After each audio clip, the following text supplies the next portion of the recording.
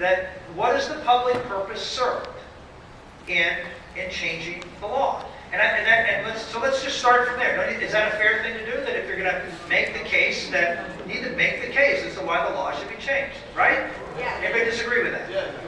Okay. Well, most people don't agree with it. Okay, so let's start, and I'll be happy to take questions. Go ahead. Okay. The reason why you would change the law to begin with is because, the reason why you change the law to begin with is because people who love each other, who want to legally be able to see each other if they're in the hospital, who want to have just the same right as you and your wife do. Okay. I'll try to address these one at a time. So if you want, and you said people who want to have the right to visit each other in a hospital. Okay? So can that right be legally done now through contract?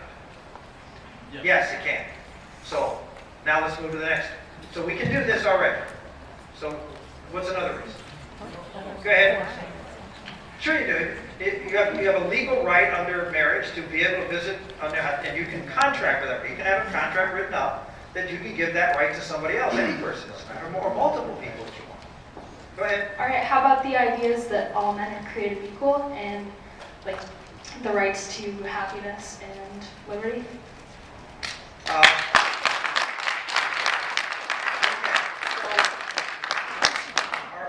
Are we saying that everyone should have the right to marry? Everyone. Okay. So anyone can marry anybody else. Okay. So anybody can marry anybody else. So anybody can marry several people. Oh, wait a minute. Whoa, stop. No, stop participating. We're not going to do this. Okay? I'm going to ask the question, and people want to respond, I'll be happy to call it. So I'm just pausing some things you need to think about.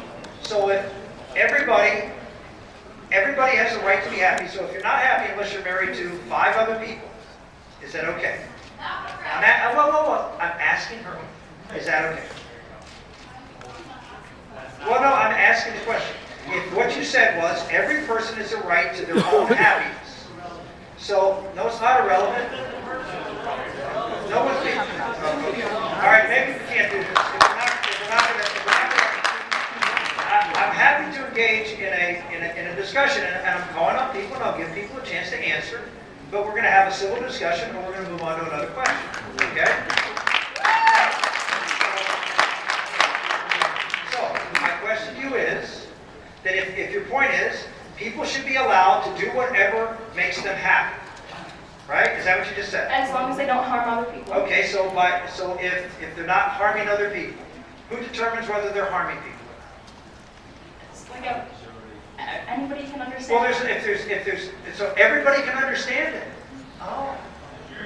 Everybody can. So we're not going to have courts. It's just morals, like what? Like. So there is some objective standard. It would be morally right for 2 men to have the same rights as a man and a woman. Well, what about 3 men? Okay, I'm going to give people one more chance, and then we're going to move on. So I'm going to ask you a question again. If it makes 3 people happy to get married, based on what you just said, what makes that wrong, and what you said right? That's irrelevant, and I mean, It's not in my irrelevant. personal opinion, yeah, go for it. But Okay. what I'm asking you is how do you justify your belief based on these high morals you have about all men being created equal when 2 men who want to marry the Well, what person about they 3 love? men? That's not what I'm talking about. I'm talking about giving them the basic right that you give you and another woman. Okay, it's important if we're going to have a discussion based on rational, reasoned thought that we employ reason. Okay, and reason says that if you think it's okay for 2, then you have to differentiate with me as to why it's not okay for 3. Right? I mean, okay, so you're Yeah, go for it. okay, so 3. Okay, fine. No, I'm fine with that. Let's just have a discussion about what that means. Okay? And so what we're saying here, and if she reflects the values of everybody else, then, hold on, let's calm it down, and then we're going to move on to another question. Then if she reflects the values, that is, marriage can be for anybody or any group of people, as many as is necessary, any 2 people or any 3 or 4, marriage really means whatever you want it to be. it has no, That's not true.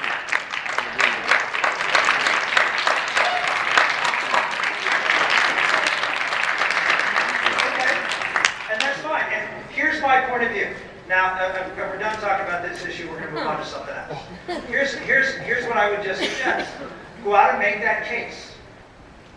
But don't go to the courts and say, since the public may or may not be there, and it may be there, go out and make that case in the public square. I disagree with what New Hampshire did. But at least I would give the fact that New Hampshire did it the right way. They passed it through the legislature. They didn't have the court impose it like they have in other states. And for those of you who say, well, I want to keep marriage as what I believe marriage is, in fact, what marriage has always been, which is the union of a man and a woman. Why? Because I believe we are made that way. Yeah. God made man and woman, and man and women come together to have a union to produce children, which keeps civilization going and provide the best environment for children to be raised. I think that is something that society should value and should give privileged status over a group of people who want to have a relationship together. It's great if they want to have that relationship. I have no problem if people want to have relationships. People can have all sorts of relationships. But the uniqueness of marriage is it provides an intrinsic goods to society. While all relationships provide some good to society, this one is unique because it is the union that causes children to be created and to be raised in an environment that is their birthright.